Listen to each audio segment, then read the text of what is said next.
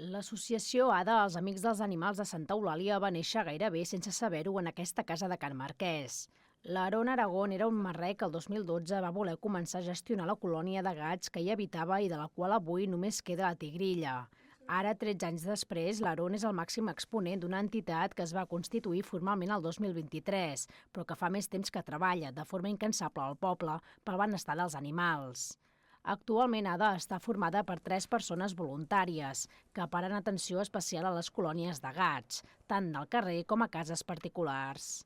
Santa Eulàlia és un poble caracteritzat per tenir molta urbanització. Llavors, sí que tenim algun punt que està a la via pública, però la majoria de casos es troben a cases particulars, en cases a les que l'animal, ja sigui perquè l'han abandonat o perquè històricament vivia al carrer, ha arribat a casa d'aquest veí i aquest veí, amb la voluntat de millorar la vida de l'animal i també la seva pròpia, perquè al final també en molts casos generen una molèstia per la resta de veïns, decideixen fer alguna cosa. Llavors contacten amb nosaltres o contacten amb l'Ajuntament perquè els ajudem a gestionar la colònia de la millor manera possible. Fins ara, l'associació animalista ADA, en col·laboració amb l'Ajuntament, ha registrat i ha actuat en 86 colònies felines que poden tenir entre 6 i 12 exemplars. El mètode que l'entitat utilitza per gestionar aquests punts s'anomena CARE, les inicials de captura, esterilització i retorn. Ja sigui perquè el veí ens avisa o ara l'Ajuntament amb el qual col·laborem ens avisa, anem allà, veiem la situació que hi ha i intentem fer un cop de mà.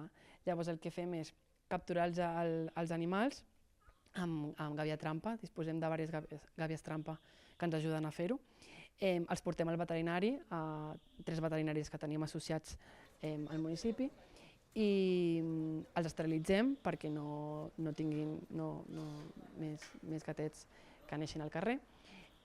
També els curem si és que tenen alguna ferida o tenen algun problema de salut i els retornem a la seva colònia, on viuran cuidats per la persona que els alimenta i en té cura.